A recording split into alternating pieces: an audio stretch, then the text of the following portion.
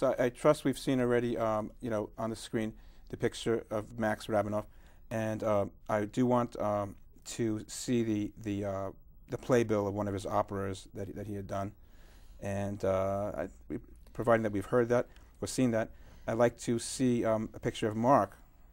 Yeah, Mark was an extraordinary character, very urbane, and I think one of the reasons I wanted to write about him is because he was one of the Russian Jews, and there were many of them, that were not confined to the Pale, that were not poor and downtrodden, that were part of the circles that swirled around St. Petersburg and the court of the Tsar, and we don't really talk about them either. They were not the ones that came here. They saw the future for the Jewish people as, at least the Jews in their zone of influence, which was the Pale of Russia, as being improved, their lot being improved by changing the whole regime in Russia, rather than quitting, coming here, or quitting and running away, or you know, pursuing Zionism or whatever else that they could pursue. Those Russians that were much better off, that were exempt from a lot of the problems that the Jews of the Pale had, well, again, Russian Jews that we never talk about, and we've never looked at rarely looked at their history, rarely looked at why they stayed, and at the contribution that they were trying to achieve by staying and not by leaving. Okay. Now, the story is a fascinating story. Mark came over to the United States. He was actually a Russian spy. At the time, yes. He didn't come over as a refugee. He came over much later. He came over at the end of the 1920s on a special mission from the hierarchy. He was the second tier under Lenin, Trotsky, and those people. He was the second tier, very well known, and a friend of Zinoviev, who was an old Bolshevik. Those old Bolsheviks, the Jewish ones, made up as much as 1 in 3 of the members of the original group that formed the revolution. So he was really from the old Bolshevik? Very much from the originals, and he was into his revolutionary activities long before the revolution. He was part of a plot to kill the Tsar, and that was when he got imprisoned and sent to Siberia, and his mother got him out, good old Jewish mother. He was going to be executed with the others. He was going to be executed, but he had the best Jewish mother in the whole wide world. And just she tell us got about him that scene. That was a great scene. Yes, yes, and she it was easy to bribe the guards in those days. This was still Tsarist Russia. And she put some coins inside the cover, sewed them in the cover of some books. She was allowed to take him books, and visited him in his prison camp. And with the books and with the money that he knew was inside, he was able to bribe the guards to let him go. And he managed to find his way back home, and then they got him out to Italy. Now, the reason he knew all of the original revolutionaries, and he was such an interesting character, is that they really did so much of their early work outside, of course, outside of Russia. They were in Switzerland and Italy primarily. And he was in Italy. That's where he loved Italy. Yeah. He adored. He was studied as a physician, and he was a physician in Italy. But that was really only part of his feeling of doing something for his community and his people. What he wanted to do was pursue and foster and help the revolution succeed. Yes. And that's when he eventually was sent over by the hierarchy of the revolution. It was the time in between Lenin and Stalin to America to complete a very important mission. And it's through studying his life and his papers and his family and the woman he loved. Of course, he gave his life up for the woman he loved in the end, and that is part of the excitement of the story. But you see the way in which a man of conscience becomes a spy for a revolution he believes in. The revolution goes sour.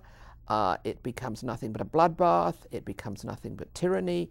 And by the time he's through, and as you said once before, a broken man, you see how the revolution has broken him, and he has given all of his talents and his life to something he believed desperately in. And he was not the only one. Yes. Now, he was coming from a very Judaic place. He was actually a fairly pious person. He was. He came from a family that really cherished their Judaism.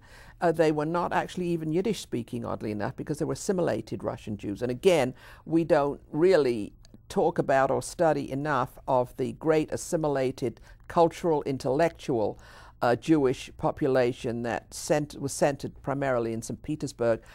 I do a lot of lecturing at Jewish groups around the country, and one of the things that I always do is throw up a picture of the great, glorious synagogue, which is almost like a cathedral in St. Petersburg, which you, I'm sure, have gone to see, and say it takes up more than a city block. And I said, if that was built at the end of the 19th century, why do we get this picture that we were all poor and downtrodden in the Pale? I mean, how could they have got this prime piece of real estate, built this enormous, absolutely enormous, I believe it seats like 2,000 in its main sanctuary, or maybe even more, and got the right to build it on this prime piece of land that was part of the structure, the court, and all of the buildings of the government right in the center of town.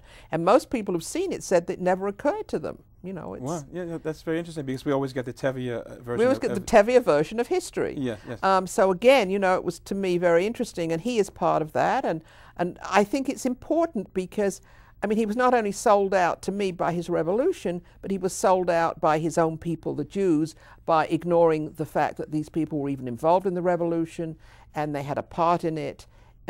We understand why, because what happened later on made it very embarrassing to be a part of. Yes. But we still, 100 years later, I think it's time for us to begin to look at the lives of these people and why they did what they did. Well, the McCarthy era is over. And, we hope. We could explore this. This book, I read your, you know, the author's prologue and also the different writings that are on the back of the book as far as endorsements. And they are from the highest sources, including people from the intelligence that really know of what you've written. And no, one of them I thought was particularly interesting, but two of them. Yes, yes. One of them is I think the grandson or great-grandson of Congressman Hamilton Fish. And anybody in your audience who knows the history of Hamilton Fish knows that the original Hamilton Fish was the one that started the first Committee on Un-American Activities Committee. Set up at the close of the 1920s to investigate the communist activity Right. That was the first un-American activities that led to McCarthy. And yet his grandson, I believe it's grandson or great-grandson, is now today the head of a liberal think tank. Yes. So there's a complete about-face. And he really also felt that it was about time that someone like Mark was not considered an enemy either of the Jewish people or of any people, but a really visionary contributor. Okay, now we call him a spy, but what did he do that was actually subversive in the United States? I mean, obviously he attached himself to Max Rabinoff because he wanted to be connected, and he was so well connected. But did he harm our country in any way? No. Actually, his main mission was quasi-diplomatic. He was at a very high level by then.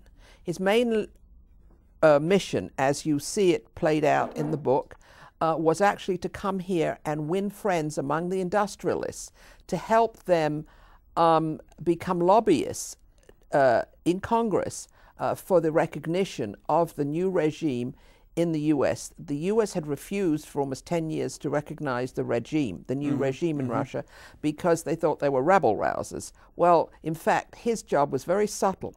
His role was to show the industrialists that if they stopped denying the revolution, they could also take part in exploiting all of the oil and the gas and the minerals and the wealth that was in the interior that they never before perhaps would have a chance to get at. So he had a little carrot and a stick there.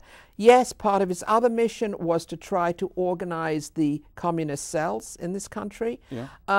Was that so terrible? It depends on whether you believe that socialism was bad or good. But the fact that he did so at the time of the Depression, which is when he was here, just before and after the Depression, the beginning of the Depression. Actually, when I've spoken to the historians about this, they say that had it not been for that agitation, we would have not had the social legislation that Roosevelt felt compelled to introduce only 5 or 6 years later. So when you ask harm, it depends on which side of the fence you sit. I mean, he wasn't part of he wasn't getting our military secrets. No, it wasn't. There were no military secrets to bother with. He was interested in pursuing international socialism, which communism, socialism, it's the same thing. he was interested in that and pursuing that, and also he was also supposed to keep an eye on all of the Soviet citizens who had come here and all of the shenanigans that were going on to try and get more of them into the country, because the State Department wasn't allowing them in.